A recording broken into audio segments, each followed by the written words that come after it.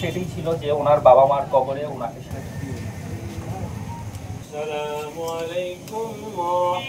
খুব মারাত্মক শূন্যতা সৃষ্টি হয়েছে, শুধু সঙ্গীতের নয়, ভালো মানুষের। ফরিদার মতো ভালো মানুষ এশিয়া মহাদেশে দু একটি আছে। বিশেষ করে শিল্পের ক্ষেত্রে তো গানের ক্ষেত্রে ফরিদা অতুলনীয়। তার মৃত্যু মানেই আমাদের জন্য অনেকখানি ক্ষতি। লালন শাহীর যে গান, এটা সারা বিশ্বে যিনি ছড়িয়ে দিয়েছিলেন তিনি হলেন ফরিদা পারভীন। মানে লালন এবং ফরিদা পারভীন নাম দুটি কিন্তু অবিচ্ছেদ্য। তো সেই জায়গা থেকে আমরা গর্বিত ছিলাম যে আমাদের কুষ্টিয়ার শিল্পী, আমাদের কুষ্টিয়ার মানুষ, আমাদের কুষ্টিয়ার সম্পদ। তো বেশ কয়েকবারের নানা নাটকীয়তা হয়েছে, আমরা দেখেছি যে তাকে আমরা হারিয়েছি, গুজব হয়েছে, অনেক কিছু হয়েছে, কিন্তু সবশেষে আসলে গত কয়েকটা দিন আমাদের উৎকণ্ঠায় কেটেছে যে তাকে বুঝি আমরা আর পাবো না। তো সর্বশেষ সংবাদটা যখন গতকাল আমরা পেলাম, সত্যি সারা কুষ্টিয়ার প্রতিটি মানুষের কাছেই এটা একটা স্মরণীয় দিন, অর্থাৎ শোকের দিন হয়ে থাকবে। তিনি আমাদের অনেককেই প্রভাবিত করেছেন, আমাদের অত্যন্ত প্রিয় মানুষ ছিল, অত্যন্ত কাছের মানুষ ছিল, এবং তার সে আন্তরিকতা, গানের প্রতি যেমন আন্তরিকতা ছিল, একই সঙ্গে তিনি আপনাদের দেখতে পাচ্ছেন সকলের অত্যন্ত ভালোবাসার পাত্র ছিল। সবাই জানি যে এটা আমরা একটা ধাক্কার মতো আমাদের কাছে ওনার হঠাৎ করে এভাবে চলে যাওয়া। তো এটি সংস্কৃতি বিষয় মন্ত্রণালয় মাননীয় উপদেষ্টা আমার সচিব স্যার আছেন, আমরা স্যারদের সাথে আলোচনা করে এ বিষয়ে আগামী যে তিরোধান দিবস 17, 18, 19 অক্টোবর সেখানে ওনার স্মরণে কোনো কর্মসূচি আমরা গ্রহণ করতে পারি কিনা সে বিষয়ে পরবর্তীতে আপনাদেরকে জানা হবে। আজকে আমাদের পরম শ্রদ্ধাভাজন প্রিয় গুণী মানুষ, জাতীয় আন্তর্জাতিকভাবে প্রখ্যাত লালন সঙ্গীতের কিংবদন্তি ফরিদা পারভীন আপা আমাদের মাঝে থেকে বিদায় নিয়েছেন। লালন সঙ্গীত, সুর সঙ্গীত এবং ভাববাণী পরম মমতার সঙ্গে উনি যেভাবে সারা পৃথিবীতে প্রচার করেছেন, সারা পৃথিবীর ভক্তকুল সাংস্কৃতিক অঙ্গনের মধ্যে তার নামটি চিরস্মরণীয় হয়ে আছে। তার এই মৃত্যুতে পুরা সাংস্কৃতিক কুলে অঙ্গনে শোকের ছায়া নেমে এসেছে। আমরা যে সম্পদকে হারালাম, ফরিদা পারভীনকে আমরা গানের পাখি বলি, অনেক সময় কোকিল কণ্ঠ ফরিদা পারভীন বলি, এই জায়গাটা যে আর কখনো পূরণ হবে কিনা সেটা বলতে পারি না। আসলে যে সম্পদ আমরা হারালাম, আসলে আমরা আস্তে আস্তে সব শিল্পী জগতের মানুষকে হারিয়ে ফেলছি।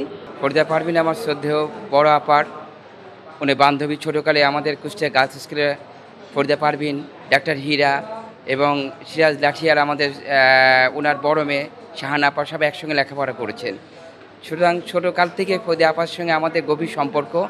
এবং প্রয়াত আমাদের দোলো ভাই, উনিও আমাকে খুবই স্নেহ করতেন, আল্লাহ তাকেও বেহেশতে নসিব করুন। ফরিদা আপা সবসময় আমাদের অন্তরের মধ্যস্থলে শ্রদ্ধেয় একটি ব্যক্তি ছিলেন। উনি যে সঙ্গীত গিয়েছেন, সময় গেলে সাধন হবে না, এই কথাটা লালন বলুক যেই বলুক, কথাটা কিন্তু খুব মারাত্মক একটা আমাদের জীবনের জন্য একটা পাথেয়। আসলে সময় গেলে সাধন কারোরই হবে না। আমাদের সবার শ্রদ্ধাভাজন, আমাদের প্রিয়ভাজন, অর্থাৎ লালন সম্রাজ্ঞী যাকে বলা হয়, এবং লালন সঙ্গীতকে শুধু বাংলাদেশ না বিশ্বের দরবারে যিনি পরিচয় করিয়ে দিয়েছিলেন, তার জানাজায় এসেছি। অত্যন্ত আমরা শোকাহত, কারণ আপনারা জানেন যে ফরিদা পারভীন লালনের গানকে এত উঁচু পর্যায়ে নিয়ে গিয়েছিল, যেটি মূলত তার মাধ্যমে পুরো পৃথিবীব্যাপী জানতে পারে।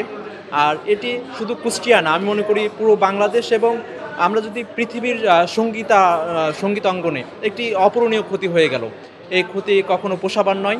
সঙ্গীত অঙ্গনে ফরিদা আপার যে অবদান, উনি আপনারা জানেন আন্তর্জাতিক খ্যাতিসম্পন্ন একজন শিল্পী। উনাকে হারালো মানে কি, বাংলাদেশ শিল্প সঙ্গীত অঙ্গনে একটা অ্যাসেট হারালো। তে ফরিদা আপা যে মারা যায়, যে ক্ষতি হয়ে গেল, এটা অপূরণীয় ক্ষতি। এই শূন্য জায়গা কেউ পূরণ করতে পারবে না। 10টা 15 নাকি মারা যায়। তো যা হোক, পরে আজকে সকাল 8টার দিকে আমার সঙ্গে যোগাযোগ করে এবং কবর আমার কাছে, আমি জানতে চাইছিলাম যে তোমার আম্মা কিন্তু আমাকে বলেছিল যে এই আমার বাপ মায়ের পাশে আমার কবরটা দিও।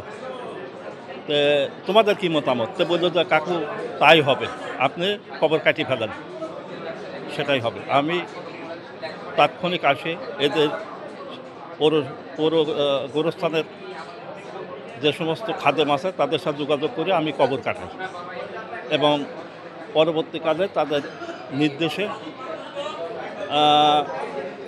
আপনার জানাজা হওয়ার কথা ছিল সরকারি কলেজ মাঠে, এবং সেইটাও পরিবর্তন করে আনা হলো এই গোরস্থান পৌর গোরস্থান চত্বরে আর কি। ফরিদা পারভিন আমি আন্টি বলে ডাকতাম, আর তার সাথে আমার অন্যরকম একটা সম্পর্ক, মা ছেলের সম্পর্ক।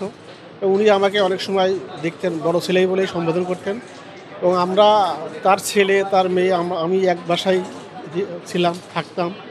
যদিও আমি পরে বিয়ে করার পরে আমি চাকরি পাওয়ার পরে আলাদা হয়ে গেছি, আলাদা হলেও আলাদা নয়, এখনও পর্যন্ত তাদের সাথে সম্পর্ক আমার খুব নিবিড় সম্পর্ক। এবং উনি অত্যন্ত একজন ভালো মানুষ ছিলেন, এবং সাংস্কৃতিক জগতে আজকে মৃত্যুর কারণে সাংস্কৃতিক জগতে একটা শূন্যতা দেখা দিবেই, এটা বলার অপেক্ষা রাখে না।